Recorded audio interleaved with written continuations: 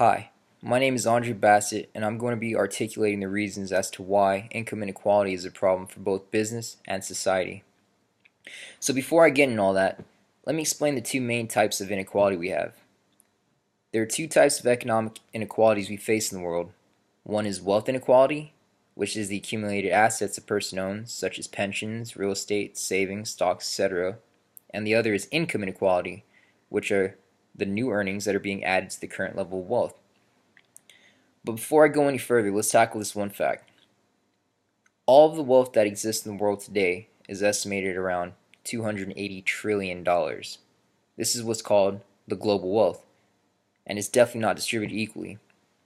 One study shows that between the US and Europe alone, which accounts for roughly 20% of the world's population, the two combined nations own nearly 70% of all the world's wealth. China, which has a larger population than both the US and Europe combined, only owns about 8% of all the wealth. Then we have India and Africa, which combined account for about 30% of the world's population, but own roughly, if 2% of the world's population, 2% of the world's wealth altogether.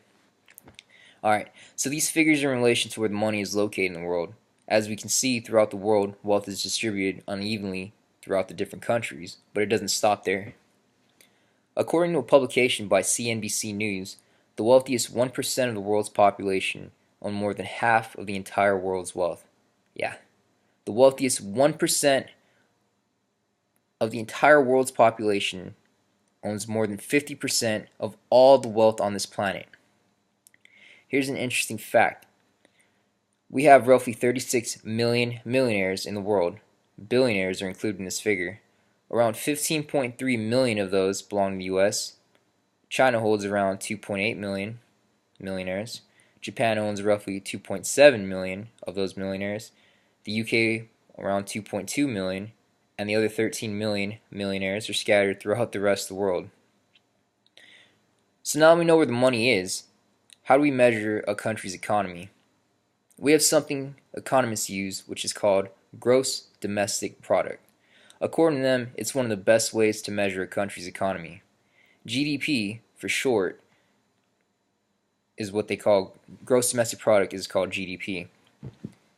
It's essentially the total value of everything produced by all the people and every company in a country. It doesn't matter if the citizen owns the company or a foreigner owns this company. If they're located within the country's boundaries, for example, an American-owned company that's based in China, the government still counts their production into their GDP numbers.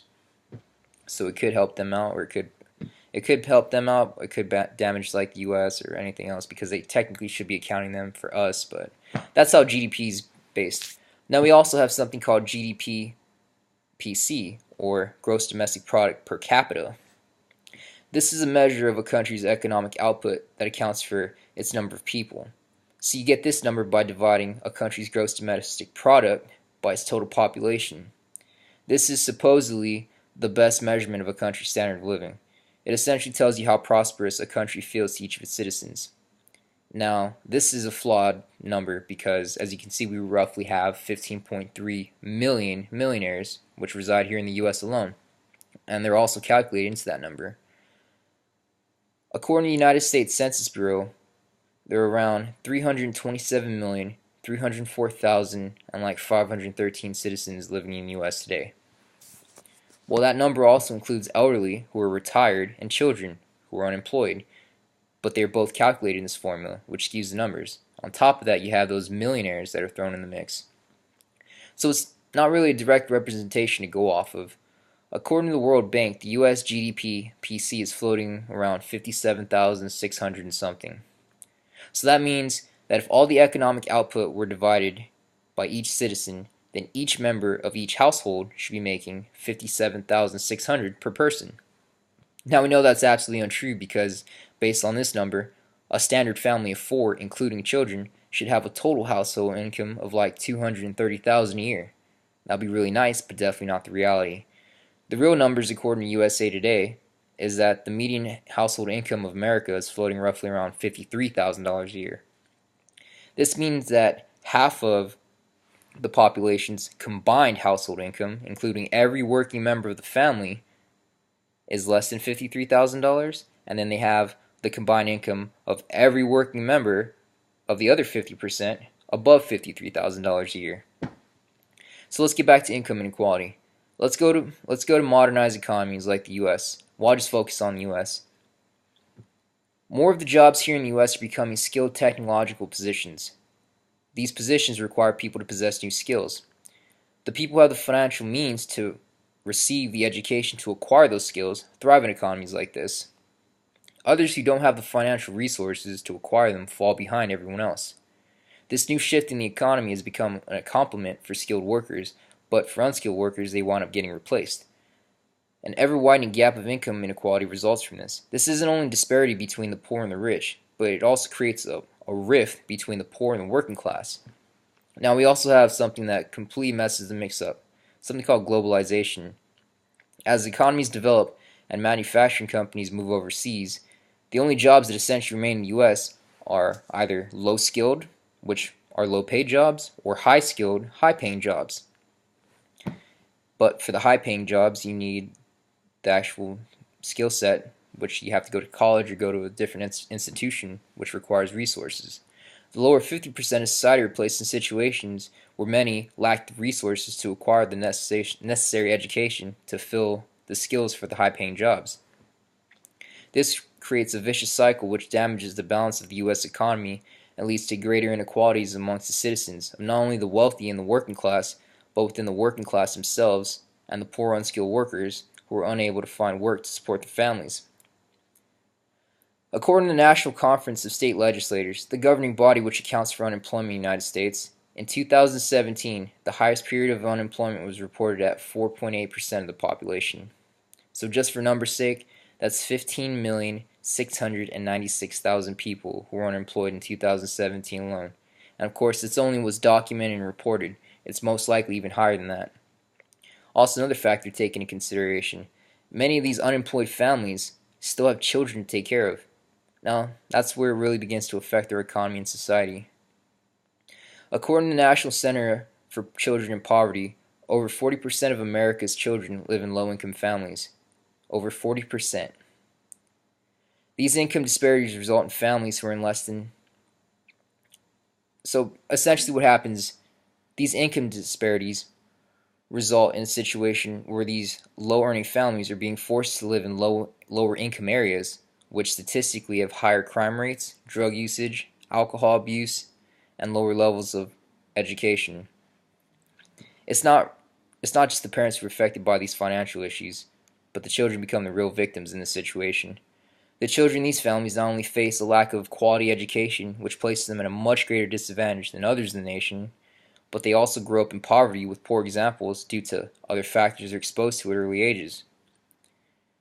This leads to children of these families being less likely to graduate from high school, and even less going on to receive higher levels of education that is required to break away from the income disparity situation of the low-skilled and low-paid jobs. And for the others who are unfortunately unable to break away from the cycle, if they're lucky, they'll find a job. Now, some may say, well, that's on the family and that's their business. How they raise their children is on them and has nothing to do with me. Some may think none of that has any effect on them, but this is where the truth comes out and is exposed how it hurts everyone in society. This cycle of income inequality and lower levels of education lead to higher crime rates, which in turn lead to higher incarceration rates. These incarceration rates hurt the individual taxpayer and the citizen as a whole. Because government-funded programs to benefit citizens like rebuilding roads, bridges, and schools are now diverted to paying for incarcerated inmates. These funds, instead of being used to benefit society, are being used to focus on a specific group of individuals to keep them enclosed in cells. According to the New York Times, in New York alone, the average annual cost to house just one inmate was $167,031, whereas the state only spends about $21,200 on one student each year. That means the state spends more money on one individual simply to keep them locked away in a cell than it does on the students, which are the future of society. The state reported over 12,300 inmates shuffling through jail last year. That means they spent over $2 billion last year on incarcerated individuals, while the lower income family children struggle to even have the resources from the government to provide a semi-quality education. But it doesn't stop there. This is the same one person who is no longer contributing to society by working and paying taxes because they're incarcerated, but when they finally get released, now they have a criminal background trailing them. With this, they pretty much are taken out of the running from being able to obtain a decent job, or any job for that matter. Most people aren't going to hire anyone with a criminal background. So this phenomenon or situation leads to a perpetuation of crime, which forces them to partake in crime just to make a living. And the end result is they wind up getting incarcerated again, which burdens our tax dollars and burdens our economy. The end result, tax dollars are being spent on incarcerated individuals, and our youth aren't benefiting from this situation at all. There are also a multitude of other factors which affect these families and children. It would be a very long argument to list all the things which could possibly affect how these children turn out in life. But the reality is this: it begins to affect our economy and businesses because, as you can see from a tax perspective, it affects government spending. It creates a need for more police officers, government assistance programs, both of which hurt the taxpayer. It increases unemployment rates. Businesses are unable to find qualified individuals to fill required slots. The next generation are unable to, or have been placed in a situation where they simply don't have the resources to pursue higher levels of education. This is absolutely critical in order to make them skilled workers in more marketable United States. This becomes a big factor for businesses as well. The fact of the matter is, there's simply less qualified, skilled workers being produced in the United States than the demand requires. According to a survey conducted by the U.S. Raytheon STEM Index, STEM stands for Science, Technology, Engineering, and Math, it shows that the U.S. is going to have to depend on foreign workers to fill STEM jobs here in the U.S. In 2016, there were roughly only 30,800 STEM graduates, but there were over 230,000 STEM jobs available. This is a very high shortage of these workers, which hurts our economy because now American citizens who should be filling these positions, which will contribute to tax paying, which will develop our nation even more, are taken out of the running. This, coupled with an increasing level of income disparity amongst the citizens, as well as the lack of high-paying jobs, places over 50% of citizens in a situation where they can't afford to redistribute their income into society by purchasing goods because they simply can't afford it.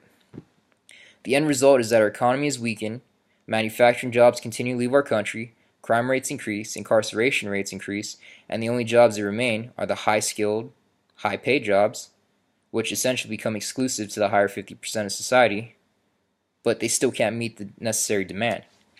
And then we have the low skill, low pay, where families can't afford to redistribute wealth into the system. That damages our economy. This, in short, leads to an economy which is highly unsustainable, and as an end result, it damages both society and business and perpetuates a cycle of problems for both. Thanks for listening, and I look forward to hearing your response.